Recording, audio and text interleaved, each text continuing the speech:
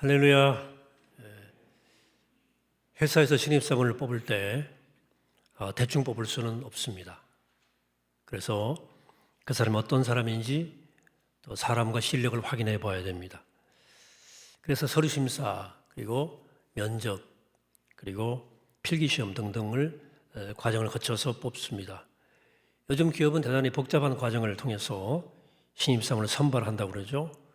예를 들어서 지원자들에게 아주 정교하고 복잡한 적성검사를 치르게 한다거나, 팀을 짜서 문제를 놓고 토론하게 한다거나, 혹은 실제 상황에 맞추어서 주고 상황을 해결하도록 하는 팀 미션도 주고 같이 식사도 하고 하면서 관찰한다고 그래요. 그렇게 하는 이유가 무엇일까요? 열길 물속은 알아도 한길 사람 속은 알 수 없기 때문입니다. 그래서 그 사람의 중심을 알아내기 위해서 모의 실험을 해보는 거죠. 사실 우리에게도 이런 확인을 거쳐야 할 일들이 꽤 있습니다. 예를 들면 선을 보게 되었을 때, 결혼선 말이죠. 이 사람이 자신의 영원한 반려자인지 아닌지 어떻게 순간적 감으로 확인이 가능하겠습니까? 그럴 때는 반드시 그 사람의 중심을 확인해 봐야 됩니다. 사도 바울은 디모데에게 보내는 편지를 통해서 어떤 사람을 리더십으로 집사로 임명할 것인가에 대해서 이렇게 말씀하고 있습니다. 3장 10절입니다. 이 사람들을 먼저 시험하여 보고 그 후에 책망할 것이 없으면 집사의 직분을 맡게 할 것이요. 당연히 집사는 가장 최고의 리더십 아닙니까? 어쨌든 반드시 사람을 테스트해보고 집사나 지도자로 세우라는 거죠. 사도 요한은 또 이렇게 권면합니다. 사랑하는 자들아, 영을 다 믿지 말고 오직 영들이 하나님께 속하였나 분별하라. 또 시험하라는 말입니다. 거짓 선지자가 세상에 나왔음이라 이렇게 말합니다. 여기서 영들을 시험해보라는 말은 아무 가르침이나 다 받아들이지 말라는 거예요. 그 가르침이 하나님께로부터 나왔는지 아니면 말하는 사람 지멋대로 하는 말인지 분별하고 시험하고 확인해보라는 것입니다. 오늘 본문을 보시면 요셉이 무려 20년 만에 형들을 만나면서도 자신의 정체를 드러내지 않고 울음을 삼켜가면서 그들의 진심을 시험하는 모습이 나옵니다. 요셉이 이렇게 한 이유가 뭘까요? 그러니까 형들을 만나는 것은 단순히 만나는 것이 아닙니다. 야곱의 아들, 즉 이스라엘 아들 12아들은 구약의 교회 공동체예요. 그들을 만나서 화해한다는 것은 자신의 모든 영혼을 이제 그들의 집안에 다시 맡긴다는 것을 뜻했습니다. 요셉은 단순히 형들과 악수하고 우리 다 잊어버리고 갑시다 이렇게 화해할 수 없었습니다. 만일 그것이 화해의 전부라면 이렇게까지 그들을 시험할 필요가 뭐가 있겠습니까? 요셉이 형들과 화해한다는 것은 의미가 커요. 자기가 다시 그 교회 공동체에 속하게 된다는 것을 의미하는 것이고, 자신과 그 아들들과 집안 식구들의 영혼을 그들 공동체에 맡긴다는 것을 뜻했습니다. 그런데 만일 그 형들이 아직까지도 자신들의 죄를 뉘우치지 않고 여전히 죄 가운데 있다면 그들에게 영혼을 맡긴다는 것은 이건 도둑에게 생명 맡기는 것과 똑같은 일이 되기 때문에 불가능한 일입니다. 요셉은 일단 형들을 안전하게 돌려보냅니다. 그러나 그런 하나의 작전을 짜죠. 그것은 형제들에게 곡식을 주어서 돌려보내면서 베냐민의 곡식 자루에 자신의 은장을 넣어서 베냐민을 도둑으로 모으는 것이었습니다. 그게 오늘 1절부터 3절까지입니다. 요셉이 그의 집 청지기에게 명하여 이르되 양식을 각자의 자루에 운반할 수 있을 만큼 채우고 각자의 돈을 그 자루에 놓고 또 내 잔, 곧 은잔을 그 청년은 베냐민이죠. 자루아기에 넣고 그 양식 값돈도 함께 넣으라며 그가 요셉의 명령대로 하고 아침이 밝을 때 사람들과 그들의 나귀들을 보내니라. 자, 여기서 요셉은 베냐민을 타겟 삼거든요. 왜 그랬을까요? 지난 주일날 말씀드린 대로 베냐민은 모든 조건이 요셉과 똑같았습니다. 요셉의 형들이 왜 요셉을 미워했습니까? 요셉이 나이가 어렸는데 야곱이 가장 사랑하는 아내 라헬의 소생이었고 결국은 사랑을 독차지했고 결국 이렇게 가면 집안의 상속자가 될 수도 있다고 의심했기 때문이에요. 그런데 베냐민은 또 다른 라헬이 낳은 아들입니다. 그러니까 미니 요셉이라고 할 수 있겠습니다. 그래서 요셉은 지금 베냐민을 통해서 모의 실험을 하는 겁니다. 테스트하는 겁니다. 요셉이 지금 여기서 노리는 것은 두 가지입니다. 첫째는 하나는 베냐민을 자신이 당했던 것과 비슷한 처지에 빠뜨림으로써 과연 형들이 지금 어떤 상태에 있는지를 확인해 보기 위해서 그런 것입니다. 요셉이 이용한 것은 소위 거짓말 탐지기의 원리입니다. 죄를 지은 사람이 자기의 범죄와 관계되는 질문을 받으면 갑자기 맥박이 뛴다거나 심장이 벌렁거린다거나 신경이 긴장하게 되어 있습니다. 거짓말 탐지기예요. 그래 좀 심약한 사람은 거짓말 탐지기만 갖다 놔도 그냥 거기서부터 술술 불기 시작하는 사람도 있다고 그래요. 심장 압박을 받아가지고 혐의 사실 시인한다는 거 아닙니까? 요셉이 형들의 마음에 압박감을 주기 위해서 사용한 거짓말 탐지기는 은잔이었습니다. 요셉의 청지기는 그 형들을 보낸 후에 곧 뒤따라가서 그들을 딱 붙잡아요. 그리고 꾸짖습니다. 야, 이 사람들아, 아니 선을 악으로 갚아도 유분수지 이게 무슨 짓이냐. 우리 주인이 늘 주위에 두고 점치는 데 쓰는 은자를 훔쳐가 이런 악한 흉악한 인간들이 있나. 물론 사실 요셉은 은잔으로 점을 치는 사람은 아닙니다. 하나님의 사람이기 때문에. 근데 궁중에 그런 그 당시에 문화가 있었어요. 당시 주술사들이 은잔으로 점을 쳤습니다. 은잔에 물을 채우고 거기다가 기름을 딱 띄워요. 기름이 퍼지는 모습을 보고 점을 쳤다고 그래요. 우리 예전에도 화투장 아침에 열어놓고 치면서 어떤 분들 동네 보니까 점 치더라고. 그런 거 하지 마세요. 요즘이 아마 그럴 리 없겠지만 당시에는 궁중에 주술사들이 있었습니다. 따라서 이 은자는 돈으로 따질 수 없는 중요한 물건입니다. 다시 말해서 그 은자는 물질적 값어치는 얼마 안 되지만 궁중에서는 굉장히 의미가 컸던 도구입니다.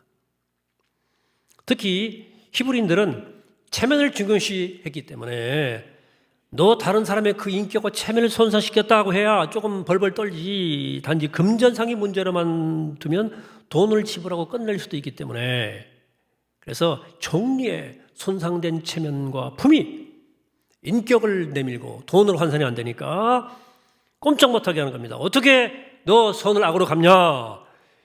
이 은잔이 어떤 건데 그걸 가지고 도망치냐? 응?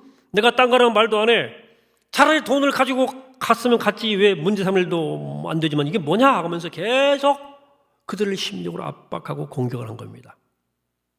요셉은 이 은잔의 효과를 극대화시키고 있는 것입니다. 너희가 은잔 훔쳐간 것 엄청난 실수야. 이 은잔은 나의 운명을 가름하는 도구야. 땅 거 가져갔으면 내가 다시 잡을 리가 젖지도 않아. 그냥 보냈지. 이 은잔이 무슨 은잔인 줄 알아? 우리 미래를 왔다 갔다 하는 미래를 점치는 거야. 너희 지금 이 자리에 거짓말하고 있는 거 다 은잔이 밝혀낼 거야. 하고 겁박하고 윽박지르고 있는 겁니다.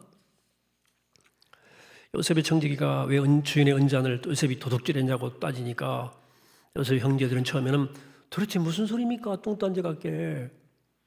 아니 우리 절대 우리 그런 인간들이 아닙니다. 그런 사람들은 아니에요. 우리가 자루에 있던 돈도 도로 가져오지 않았습니까? 우리가 그런 일을 왜 해요? 우리 중에 누가 가져간 일이 있으면 당신 주의 종이 되겠습니다.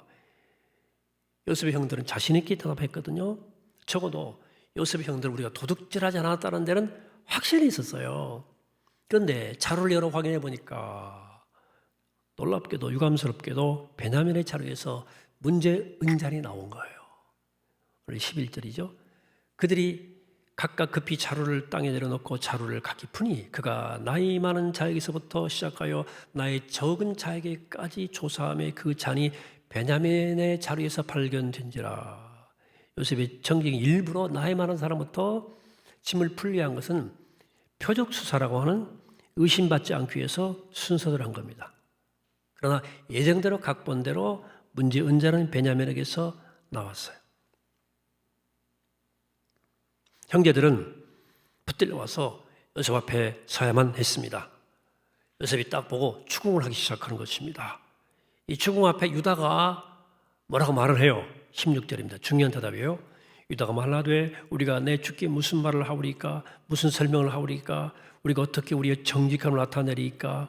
우리 정말 정직한데 어떻게 하면 우리가 이 결백을 말할 수 있겠습니까? 라는 말입니까? 그 다음에 중요한 말이죠. 하나님이 종들의 죄악을 찾아내셨으니 하나님이 하셨다는 거죠.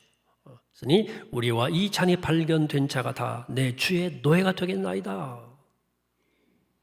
어쨌든 뭐가 잘못된지는 정확히 모르겠지만 중요한 표현은 은잔이 베냐민 자루에서 나왔다는 것을 보았을 때 그들은 하나님께서 과거 요셉에게 저지른 일로 인해서 자신들을 심판한다고 생각했다는 것 순간적으로. 그래서 하나님이 종들의 죄악을 적발하셨으니 이게 중요한 표현이에요.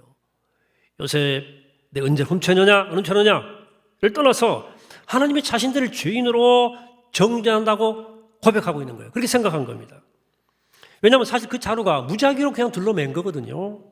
그런데 이상하게 은잔이 베냐민의 자루에서 나왔어요. 히브리인들은 제비 뽑는 일 같은 것을 하나님께서 그 뜻을 보여주는 수단으로 생각을 했거든요. 제비를 뽑는 것처럼 그냥 그 무작위로 알아서 둘러맨 자루 중에 하필 은잔이 베냐민에서 나온 걸 보면서 요셉의 형제들이 당황했어요. 이게 무슨 상황이지? 하나님 의도가 있는 거 아니야? 물론 은잔은 베냐민에게서 나왔기 때문에 자기들은 은잔에 책임이 없잖아요. 거기서 훔친 게 아니니까. 그러나 문제는 또다시 죄 없는 동생 막내에게 제비가 돌아갔다는 것입니다. 20년 전에 있었던 일이 그대로 자기들 앞에 또 재현되는 것 같은 느낌. 그들은 이미 오랜 세월 죄 없는 요셉으로 인해서 동생을 팔아먹은 것 때문에 죄에 대한 가책으로 좀 힘들게 살았습니다. 자꾸 생각이 나는 거죠. 그런데 또다시 저 죄 없는 동생이 노려 팔려간다면 이건 너무나 가중치의 고통이 밀려오는 고통스러운 일이 될 수밖에 없을 거예요. 이번에도 만일 눈 딱 감고 베냐민 노예로 보낸다면 그 영원한 양심의 고통을 피할 수 없을 것이라는 생각을 그들이 한 거죠. 그래 내린 결단이 무엇입니까? 이번 기회에 옛날의 죄를 다 갚고 우리 새 사람으로 좀 태어나보자 하는 생각이 들어오고 이제는 더 이상 도망치거나 회피하지 말자. 이 베냐민의 일을 통해서 맞서서 우리의 과거의 죄를 다 갚아버리자. 하나님이 우리를 죄인으로 적발했으니까 이제는 이 죄를 감당하자. 근데 요셉이 계속 또 시험하는 거예요. 17절이죠. 요셉이 이르되 내가 결코 그리하지 아니하리라. 자네 그 손에서 발견된 자만 내 종이 되고 너희는 평안히 너희 아버지께로 돌아오라. 올라갈 것이니라 그랬어요. 전부 종 될 필요가 없다 이 얘기죠. 은잔이 발각된 그 사람만 종으로 남고 나머지는 다 아버지에게로 돌아가도 좋다는 것이요. 이게 굉장히 무서운 시험입니다. 왜냐하면 적어도 형들보다는 나아요. 의인이에요. 착해요. 근데 자기들보다도 더 의로운 자가 고통받도록 내버려 둔 채 편안하게 살 기회가 주어졌다? 이게 무서운 시험 아닙니까? 자기들보다 의로운 자가 노예로 팔려간다면 자기들은 노예가 아니라 개같이 팔려가야 마땅한 인간입니다. 어떻게 남이 보내준다고 해서 편안히 갈 수 있습니까? 자신의 양심에 대한 무서운 시험이에요. 오늘 사람들이 속고 있는 게 있어요. 아니 착각이죠. 자기보다도 적어도 여러 배 의로운 사람이 어려운 시험에 빠진 거야. 하나님의 연단이 너무 그 사람에게 세게 오고 가고 있는 거예요. 근데도 나는 괜찮으니까 괜찮다 생각하는 거예요. 나는 괜찮네. 분명히 자보다 더 믿음으로 살려고 했었던 사람이 경제적으로나 다른 여러 가지 문제로 고통받을 때 단지 나는 그런 고통에 빠지지 않았다는 이유로 스스로 편안한 사람은 시험에 딱 걸린 겁니다. 만일 그 의로운 사람이 저 사람이 저런 고통을 겪고 있다면 나는 영원히 시궁창에 살아야 마땅한데 라는 생각이 들어야 시험이 안 드는 겁니다. 사랑하는 여러분, 예수님 십자가에 달리신 것은 온 인류에 대한 하나의 심각한 하나님의 테스트입니다. 예수님 흠없고 죄 없는 분이셨어요. 주님은 수많은 병자를 고치셨고 또 방황하는 사람들을 붙들어 위로해 주었고 새로운 생명의 길을 가르쳐 주었고 의인 중에 의인이죠. 만약 이 의인이 십자가에 못 박혀 죽어야 한다면 그보다 훨씬 죄를 더 많이 지은 유대인들이나 우리 같은 인간들은 십자가에 거꾸로 못 박혀 죽든지 가마솥에 들어가 삶아서 죽든지 해야 돼요. 그러나 그들은 이토록, 이 의인이 그토록 고통스럽게 죽어가는데도 자기들은 괜찮다 생각했습니다. 그들은 제비가 예수에게 뽑힌 것을 다행스럽다 생각했습니다. 이것이 무서운 시험이에요. 요셉의 형들은 20년 전 상황이 자기들 앞에 똑같이 벌어지는 것을 보고 견딜 수 없는 양심의 고통을 느꼈습니다. 그리고 적어도 베냐민만 두고 자기들은 편안히 집으로 돌아갈 수 없다는 결론을 내렸어요. 여러분 생각해 보십시오. 지금 양식이 가져가지 않으면 고향에 있는 식구들은 굶어 죽을 수밖에 없는 거거든요. 그러니까 베냐민만 제비에 뽑혔으니까 이것은 그의 운명이라고 생각하고 일단은 가나안에 가서 고향 식구들을 살려야 할 것 아닙니까? 단지 속으로 미안하다 생각하면서 베냐민의 날을 정해서 추모하면서 살면 그를 영원히 기념하면 되지 않겠습니까? 베냐민의 날? 이건 무서운 유혹이었습니다. 그러나 그들은 굶고 있는 식구들보다 자신들의 마음속에 끓어오르는 양심의 고통을 잠재울 수는 없었습니다. 살다 다 굶어 죽는 한이 있더라도 양심의 고통은 도저히 견딜 수가 없어. 더 이상 못 견디겠어요. 살고 죽는 것 하나님께 맡기자. 우리 저 착한 의로운 베냐민 또 버릴 수는 없다. 같은 잘못은 반박할 수 없다 하는 결심이 이 문제를 푸는 실마리가 되고 있습니다. 여기 제게는 질문 하나가 존재합니다. 질문은 뭐냐면 요셉이 형들을 좀 무조건 받아들이지 않고 이렇게 이런 식으로 형들을 테스트한 것이 과연 하나님의 뜻에 맞는 일이냐고 하는 거죠.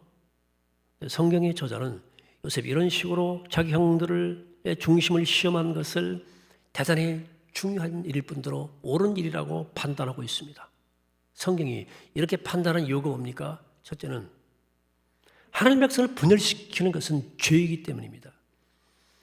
20년 만에 만났음에도 불구하고 요셉과 그의 형제들을 완전히 하나가 되지 못하게 한 것은 그들의 죄였습니다. 다시 말해서 그들이 그 죄를 기억하고 괴로워하면서 다시는 그런 일이 일어나지 않도록 철저하게 회개하는 이상 진정으로 하나가 되는 연합은 있을 수 없다는 것입니다. 그들이 하나님 앞에서 과거의 죄를 기억하고 철저하게 회개하던 한 깊이 패인 죄의 골짜기를 메꿀 길은 없다는 것입니다. 여러분, 하나님의 백성을 하나 되게 하는 것은 무엇입니까? 우리를 하나 되게 하는 건 무엇이에요? 같은 고향, 같은 친한 친소관계, 이해관계, 같은 혈통? 아닙니다. 우리 모두가 하나님 앞에 똑같이 죄인이라고 하는 공통된 우리의 신앙 고백과 인식이 우리를 하나로 연합하게 만드는 거예요. 그래, 교회사 실제로 부흥 역사를 쭉 보면 부흥 역사 일어날 때 반드시 한두 사람이 먼저 하나님 앞에 나와서 자신의 죄를 고백하기 시작합니다. 그러면 그 부끄러운 죄에 대한 고백이 모든 사람들 가운데 들불처럼 번져가요. 다 회개합니다. 그래서 그들의 사이에 가로막혀 있던 모든 담들이 무너지고 모두를 하나가 되게 하는 거예요. 이더욱 그 형제들은 이제 자기들이 하나님 앞에 죄인이라는 사실을 함께 고백하는 것입니다. 여러분, 예수 그리스도의 십자가가 모든 인류를 하나 되게 한 이유가 뭔지 아세요? 만일 그리스도가 십자가에 위에서 죽어야 할 정도의 죄인이라면 이 세상에 살아남을 인간은 단 한 명도 없다는 것을 공통적으로 인식하게 되기 때문에 그런 것입니다. 예수 믿는 사람들은 의인이기 때문에 믿는 사람들이 아니지 않습니까? 잘나서 믿는 게 아니지 않습니까? 우리가 다 죄인이기 때문에 예수 믿는 것입니다. 그래서 예수를 믿는다는 것 자체가 사실은 모든 사람들 앞에서 나는 죄인입니다 라고 고백하는 것과 똑같아요. 이것이 우리를 하나로 연합하게 만드는 겁니다. 오늘 교회를 하나 되게 할 수 있는 것은 우리가 하나님 앞에 모두 죄인이라는 사실, 이거 하나입니다. 다른 방법은 다 가짜예요. 둘째로 요셉이 자기 형들에게 자신의 신분을 노출시킨다는 것은 다 그들의 공동체 안으로 다시 돌아간다는 것을 뜻하거든요. 다시 말해서 야곱의 아들들 그들은 구약시대의 유일한 교회 공동체였고 그들은 그 교회의 지도자들이었어요. 요셉이 형들과 화해한다는 것은 단순히 인간적으로 화해하겠다는 것이 아니고 다시 그들과 함께 신앙생활을 하면서 그들의 가르침을 받으면서 영적으로 연합하겠다는 것과 똑같아요. 근데 형들이 믿을 수가 없잖아요. 그들은 아무 이유 없이 자기를 그 공동체 안에서 쫓아냈고 죽이려 했던 중범죄자들입니다.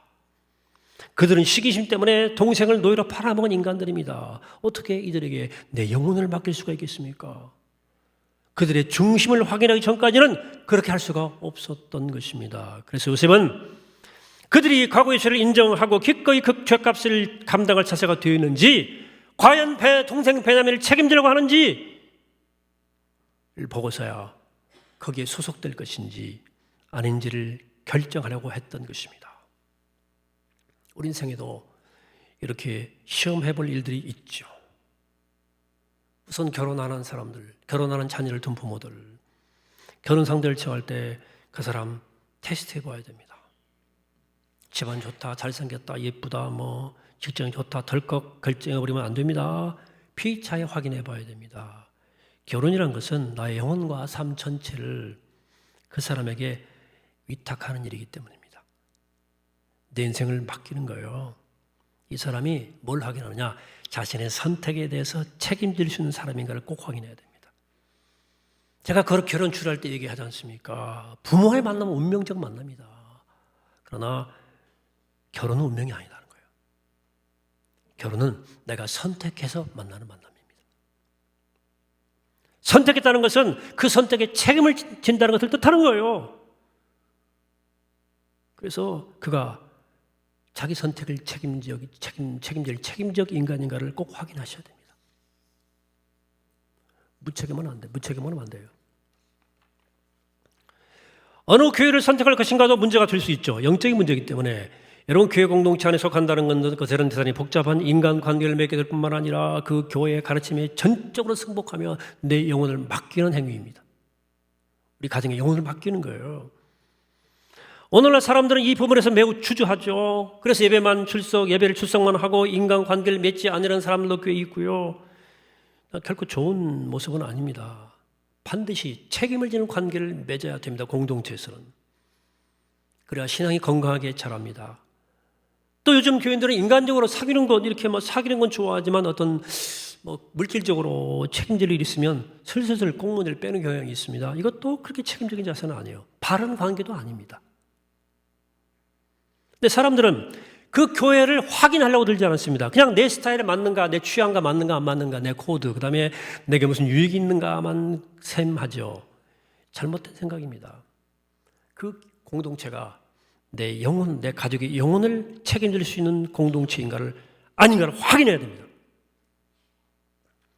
뿐만 아니라 서로의 어려움에 대해서 끝까지 책임질 수 있느냐 없느냐도 확인해야 됩니다. 내가 어려움에 빠졌을 때 믿음의 분량 안에서 끝까지 책임질 수 있는 공동체가 좋은 공동체거든요. 그거 확인해야 거기다 내 인생을 맡길 수 있지 않습니까? 여러분 교회 가르침이 진리인지 아닌지 시험해 보셨습니까? 시험해 봐야 됩니다. 그리고 그 시험 결과 그 진리라면 무슨 일이 있어도 그 진리를 붙들어야 됩니다. 여러분 그렇지 않나요? 그것이 참이고 진리라면 내 목숨을 바쳐서라도 붙들어야 할 거 아닙니까? 진리가 아니면 어떤 일이 와도 그거 뿌리쳐버려야 하지 않겠습니까? 왜 그걸 붙들고 있어요? 엉거주춤하게. 진리 앞에 이것도 저것도 아닌 구경꾼이 가능하겠습니까? 여러분 진리의 구경꾼 상태에서는 영적 성장은 없어요. 중간지대가 없다고. 딱 붙들든지 아니면 버려버리든지. 그러므로 앞서 요한이 말한 것처럼 모든 영을 시험하라고 그랬어요. 어떤 역사가 막 나타난다고 그래가지고 영은 병을 잘 고친다고 그래가지고 뭘 잘 맞춘다고 그래가지고 무조건 믿으면 안 됩니다. 그 역사가 어디서부터 온 것인지 그 뿌리가 무엇인지를 확인해 보셔야 돼요. 선포되는 진리를 확인하고 그 공동체를 확인하십시오. 그래서 옳다고 확인되면 내 삶을 전인격적으로 맡기고 그걸 붙잡고 그 속에 뛰어드십시오. 이게 제대로 된 신앙생활입니다. 물론 분별력이 있어야 되겠지. 내 기준이 분명해야 되니까 공부를 그래서 열심히 해야 되는 거예요. 사실은 신앙적으로. 사랑하는 여러분, 사순절 셋째 주일입니다. 주 어머니 예수 그리스도께서 십자가에 달리신 것에 여러분 충격받지 않으십니까? 샤크가 온다고 말해요. 여러분 충격이 없다면 십자가는 여러분들에게 걸림돌입니다. 어마어마한 시험인 거예요. 그가 십자가에 달렸다면 우리는 100번 죽고 100번 망해야 마땅한 인간들 아닙니까? 그래서 우리는 십자가를 바라보며 우리가 어찌할꼬 하고 하나님께 통회하며 하나님께 돌아오는 거예요. 여러분 사순절 한복판입니다. 바라기는 십자가가 넘어지지 않고 시험에 승리하기를 바랍니다. 십자가 앞에서 진리를 확인하시고 그 진리를 선택하시기 바랍니다. 십자가의 시험을 잘 통과해서 하나님과 화해하고 온 마음과 정성을 다해 주님을 섬기며 하나님이 기뻐하시는 길만을 걷기로 다짐하는 우리 모두가 되기를 이 시간 주의 이름으로 간절히 축원합니다. 기도하겠습니다. 걸어가신 하나님, 요셉의 연장 같은 시험이 우리 삶에 있습니다. 중요한 결정, 중요한 사람 만나는 일, 주님의 길을 선택해서 헌신하는 일, 하나님 잘 확인해야 됩니다. 특별히 십자가 앞에 우리가 십자가의 테스트 앞에 시험 앞에 넘어지지 않게 하시고 시험에 들지 않게 하시고 그 시험을 넘어 십자가를 바라보고 하나님께 돌아와 진리를 붙잡고 그 진리를 살아가는 영광스러운 믿음의 길을 걸어가는 복된 주의 자녀가 되게 도와주셔서 구원의 길, 생명의 길을 선택해 그 길을 걸어갈 수 있는 믿음의 자녀가 다 될 수 있도록 축복하여 주옵소서. 감사드리오고 예수 그리스도 이름으로 기도하옵나이다. 아멘.